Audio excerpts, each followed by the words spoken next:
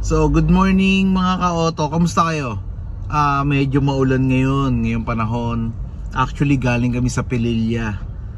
Grabe yung baha. Maraming binaha na lugar sa Rizal. Pero si Pililla lang yung nakita namin na talagang affected sa nangyari. Pililla, Rizal. Taga doon kami. Nagpunta kami kanina. Teka, nakasubscribe na ba kayo? Kung hindi pa, pakisubscribe naman po ang channel namin.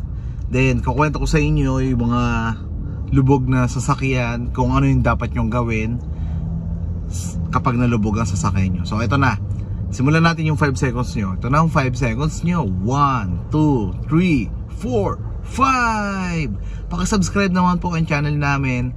Then samahan nyo ako, ikukwento ko sa inyo kung ano yung dapat nyong gawin kapag nabaha ang sasakyan nyo. Let's go! So simulan natin ang video na yan after ng intro na to.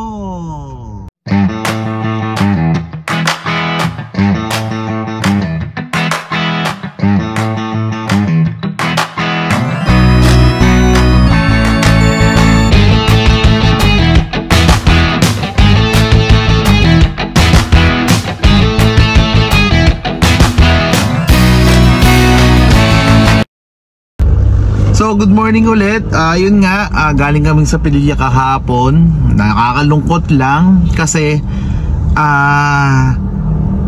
after ilang years bago namin ulit nakitang ganon ang bayan ng Pililla. Sobrang daming nalubog na sasakyan, mga bagong sasakyan nakita namin sa parking na may mga sira na, nalubog na. May nakita pa nga kami na Honda, bagong Honda doon sa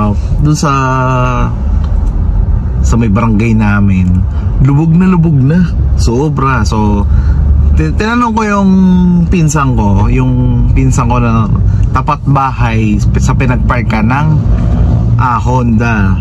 Sabi niya, tinawagan daw niya yung may-ari, mababa pa lang yung baha.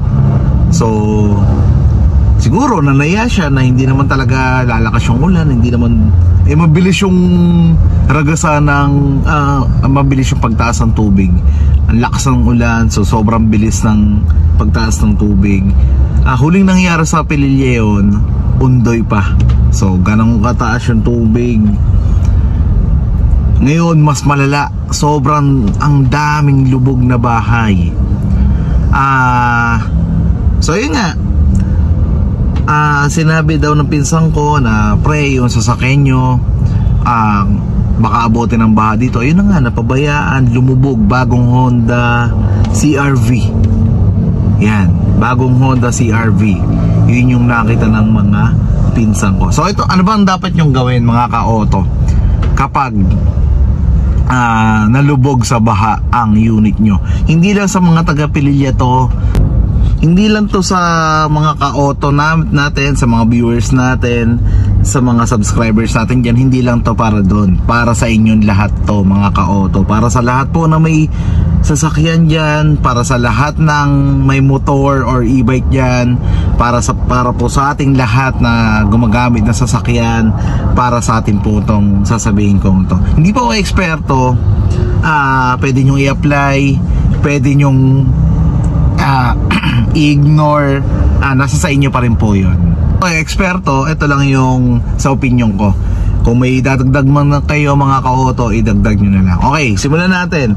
Ano bang dapat natin gawin kapag nabaha ang isang sasakyan? Una natin gagawin, huwag nating bubuksan ang sasakyan natin gamit ang remote. Pero kung kilis kayo, wala kayong magagawa. Pero kung hindi, kung may manual key ang gamitin natin. Kasi ang iniiwasan natin doon yung electric shock. Syempre baka meron pang kapag clinic mo yung remote, di natin alam yung posibleng mangyari kasi nga yung electric shock.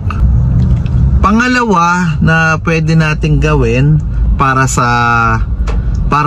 kung nalubog ang sasakyan nyo, tanggalin nyo yung terminal ng battery, positive saka negative. Yan, kung mas maganda matatanggal nyo yung battery habang hindi pa nababasa, mas maganda yon. Katulad nung ginawa ng pamangkin ni Mrs. kay Ainan Casas, tinanggal na niya agad yung battery ng e-bike sa kanang motor. So hindi lang to sa kotse ha, hindi lang to sa 4 wheels, sa e-bike at sa motor, ganun yung gawin nyo. Tanggalin nyo yung battery at positive at negative. Pangatlo na pwede nyong gawin ay apakan nyo yung preno para ma-drain yung electrical or yung naiwan na electronics sa sasakyan natin.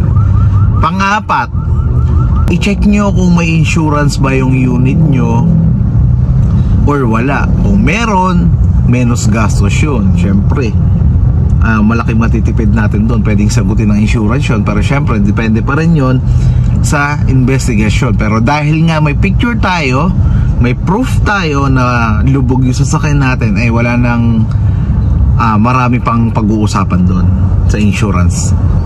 Pero kung walang insurance, ayun lang, medyo magastos po talaga. Kayo po, sariling gastos nyo yung ano doon, gagastos doon para sa unit nyo. Tapos syempre, dalhin nyo sa pinakamalapit na kasa. Kung brand new sa amin, kung sa Hyundai, kung sa Toyota, any brand, basta sa kasa kung brand new. Pero kung second hand naman, pwede na sa mga Talyer, sa mga Shell, sa mga sa mga Talyer nga. So yun yung mga dapat nating gawin para sa mga nalubog na sasakyan. So sana mga ka-auto makatulong kahit paano. Kung may madagdag man kayo, tatanggapin namin po yun. I-comment nyo lang below kung ano pa yung pwedeng natin gawin. Tapos ingat-ingat na lang po. Kapag nakita natin or narinig natin na malakas ang ulan, maging alerto na. Ilipat na natin ang mga sasakyan sa pinaka-safe na lugar. Katulad ng ginawa ng isang client ko, nangamusta kasi ako kahapon Sabi ko, sir, kamusta po yung unit nyo? Nabaha po ba? Mostly sa mga taga Pililya, marami akong kliyente sa Pililya. Toyota days pa lang, marami na akong kliyente sa Pililya. So ayun, kinamusta ko siya, sir, kamusta po ang unit nyo? Sabi niya, okay naman, naagapan naman ni Mrs. Nadala naman niya agad sa Oval, sa safe na lugar. Shoutout po kay Sir Alvin at kay Ma'am Leia Patapat. Buti na secure nyo agad yung unit. Ganon din sa ibang tropa na kliyente ko, sa kay Sir Jake Suyat. Ayun, naagapan daw niya yung unit, na ilipat daw nila agad. So sana lahat maging alerto. Huwag tayong maging kampante, kasi hindi natin alam kung ano yung pwede mangyari kapag lumakas na yung ulan. Mas maigi na yung unahan natin ng solusyon ang isang problema, di ba? Sa lahat naman ng bagay yun, hindi lang sa flood, unahan natin ang solusyon ng isang problema. Yun mga ka-auto, yun yung pwede nating maipayo sa inyo. Pwede ko sabihin sa inyo, kahit sa akin pwede kong i-apply yun. So ayun mga ka-auto, mag-ingat tayo sa panahon ng bagyo. Nasa letter E pa lang tayo. So sana wala nang pumasok na bagyo, wala nang pero dahil nasa Pilipinas tayo, posible may papasok pa rin. Pero yun nga, sana wala na. Sana wala na pumasok ng bagyo dito sa Pilipinas. Yun yung lagi nating dalangin. So mag-ingat mga ka-auto. Sana mag-ingat po tayong lahat sa mga susunod na araw, sa mga susunod na buwan, sa mga taga-Pililya. Makakabawi din tayo, makakabangon din tayo. Dasal lang. Siya yung pwede natin maging kakampi sa oras ng kalamidad na katulad nito. So ayun nga, maraming salamat mga ka-auto. Mag-ingat po tayong lahat. God bless po sa ating lahat. Sa mga taga-Pililya, laban lang tayo, dasal lang tayo, makakaraos din tayo.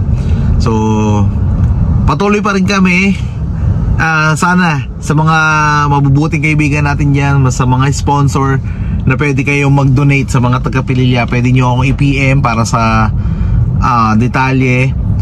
Pwede nyong, kung gusto nyo tumulong sa lugar namin, pwede po mga ka-auto. So sana po talaga makabawi po agad ang Pililya. So mag-ingat po tayong lahat. Maraming salamat po sa pagpanood. God bless po sa ating lahat. Bye!